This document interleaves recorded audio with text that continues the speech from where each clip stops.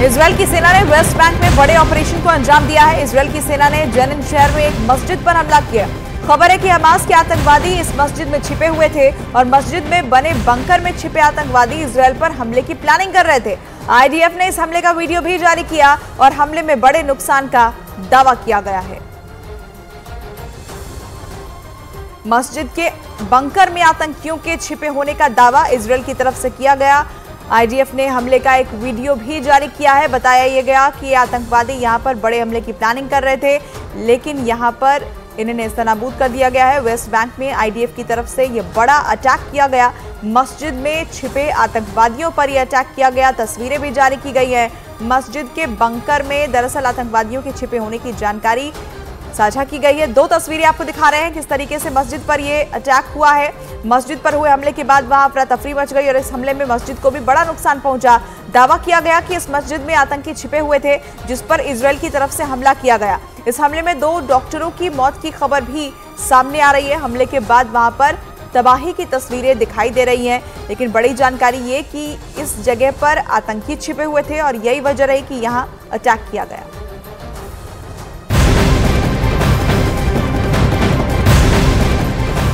Israel और Hamas में जारी युद्ध का आज 16वां दिन है। इजरायल के हमले में गाजा में अब तक 4,469 लोगों की मौत हो चुकी है। मरने वालों में 1,756 बच्चे भी शामिल हैं और घायलों की संख्या 13,561 तक पहुंच चुकी है। 16वां दिन युद्ध का और ये युद्ध और भी भीषण होता चला जा रहा है। गाजा में 4,000 से ज्यादा लोगों की मौत हो चुकी है।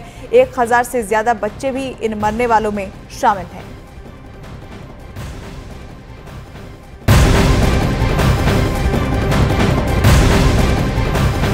हमास से जारी जंग के बीच इजरायल के चीफ ऑफ स्टाफ का बड़ा बयान सामने आया है। इजरायल के chief of staff general Herzi Halevi ने कहा कि इजरायल की सेना गाजा में घुसकर हमास को खत्म करेगी। उन्होंने कहा कि हम हमास के आतंकियों और उसके बुनियादी ढांचे को नष्ट करने के लिए ऑपरेशन की शुरुआत करेंगे, तो हमास को खत्म करने के लिए सेना गाजा में घुसेगी और इसके लिए तैयारी भी शुरू की जा चुकी है। जिस तरह से संकेत मिल रहे हैं उससे साफ है कि हमास को खत्म करने के लिए इजरायल की तरफ से ऑपरेशन तेज किए जाएंगे। इजरायल के चीफ ऑफ स्टाफ से पहले वहां के प्रधानमंत्री नेतन्याहू और इजरायल के रक्षा मंत्री भी गाजा में बड़े ऑपरेशन की बात कह चुके हैं। इजरायल की सरकार हर कीमत पर हमास को खत्म करना चाहती है। ऐसे में इजरायल के चीफ ऑफ स्टाफ का ये बयान हमास के खिलाफ कड़े संकेत दे रहा है। उन्होंने अपनी सेना को दक्षिण की ओर बढ़ने और हमास के खिलाफ हमले जारी रखने के आदेश दिए। जवानों को हर उस इमारत को नष्ट करने के आदेश दिए गए हैं जहां से हमास की गतिविधियां संचालित हो रही हैं। इजरायल की सेना पहले ही गाजा पट्टी को चारों तरफ से घेरे हुए है और जमीनी ऑपरेशन शुरू करने के लिए उन्हें बस एक आदेश का इंतजार है, जिसके बाद हमास के आतंकियों पर हवाई हमले के साथ साथ जमीनी हमले भी शुरू हो जाएंगे। गाजा पट्टी में इजरायल की सेना जमीनी ऑपरेशन के लिए तैयार तो है, लेकिन इजरायल के लिए ये इतना आसान नहीं होगा, क्योंकि गाजा को हमास ने गुरिल्ला युद्ध का वो मैदान बना दिया है जहां इजरायल की सेना फंस कर रह जाएगी। ऐसा इसलिए क्योंकि गाजा की जमीन के नीचे हमास ने अपने आतंक की नई बस्ती बसा ली है। हमास का ये पाताल लोक इजरायली सेना के ग्राउंड ऑपरेशन की सबसे बड़ी चुनौती साबित होगा।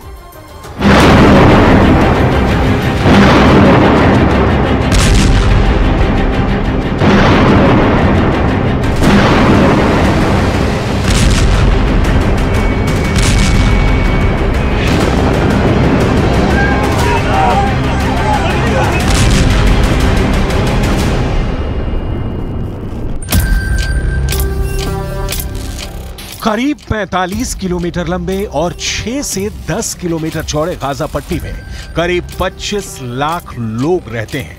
ऊपर से देखने पर गाजा पट्टी एक घनी आबादी वाला इलाका नजर आता है, जहां बाकी शहरों की तरह घर, दुकान, स्कूल, अस्पताल, मस्जिद और दफ्तर दिखते हैं। लेकिन ये सिर्फ गाजा की ऊपरी झलक है। गाजा की जमीन के नीचे एक अलग दुनिया है। शहर के नीचे सुरंगों का शहर।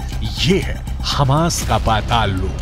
हमास का दावा है कि उसने गाजा के नीचे करीब 500 किलोमीटर लंबी सुरंगों का अंडरग्राउंड नेटवर्क बिछा रखा है, जिनके एक्सेस पॉइंट इमारतों, स्कूलों, अस्पतालों और मस्जिदों में है। बहुत संभव है कि 7 अक्टूबर को इजरायल पर किए गए हमले में हमास ने ऐसी किसी सुरंग का इस्तेमाल किया होगा जो जमीन के नीचे नीचे इजरायल के बेरी गांव के पास निकलती होगी। तभी तो हमास के आतंकी गाजा पट्टी से करीब 900 किलोमीटर दूर इजरायल के पहले गांव में घुस गए और इजरायली सेना को भनक तक नहीं लगी। कुछ रिपोर्ट्स के मुताबिक किबुत्ज के पास एक सुरंग के एग्जिट पॉइंट का पता चला है, जहां दर्जनों इजरायली नागरिकों का कत्ल किया गया।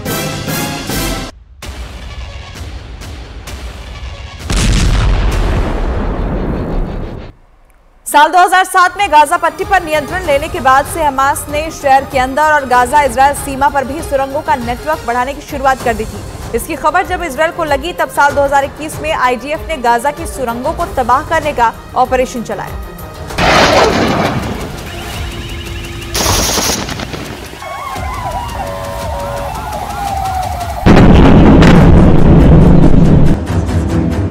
इजरायली सेना का दावा था कि उन्होंने गाजा में 100 किलोमीटर लंबी टेढ़ी मेढ़ी सुरंगें तबाह कर दी हैं, लेकिन हमास ने दावा किया कि कई दिनों तक चलाए गए इजरायली ऑपरेशन में महज 5% सुरंगी नेटवर्क को ही नुकसान पहुंचाया जा सका।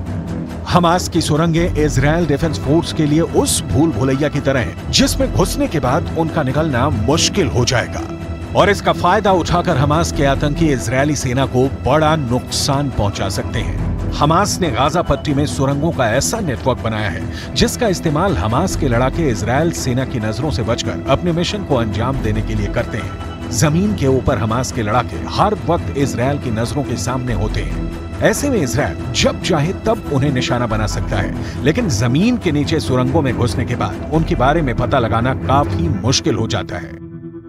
हमास की इन सुरंगों में सिर्फ एक जगह से दूसरी जगह जाने का ही रास्ता नहीं है, बल्कि जमीन के नीचे हमास के हथियारों का जखीरा मौजूद है, रिफ्यूजी कैंप हैं और यहां तक कि हमास के घायल लड़ाकों के इलाज के लिए अस्पताल भी हैं। गाजा के नीचे बिछी सुरंगें ही हमास के इन ठिकानों तक ले जाती हैं। यही नहीं, जमीन के ऊपर बने ठिकानों में जाने के लिए भी हमास के आतंकी इन्हीं सुरंगों का इस्तेमाल करते हैं। इसीलिए हमास ने 7000 रॉकेट एक जगह जमा कर लिए और इजरायल को पता भी नहीं चला। जानकारी के मुताबिक हमास ने पूरे गाजा पट्टी में 1300 सुरंगों का जाल बिछाया है, जो 500 किलोमीटर क्षेत्रफल वाले इलाके में फैली हुई हैं। इन सुरंगों में हमास ने आपातकालीन स्थिति में महीनों तक छिपने के लिए रसद का भी इंतजाम किया हुआ है। एक अनुमान के मुताबिक 2007 से गाजा के नीचे सुरंगों के निर्माण पर हमास ने करीब 800 करोड़ रुपए खर्च किए हैं। अलग अलग एजेंसियों को मिली जानकारी के मुताबिक इन सुरंगों की गहराई तकरीबन 18 से 20 मीटर की होती है, जबकि एक टनल की लंबाई करीब 1.5 से 2 किलोमीटर की होती है।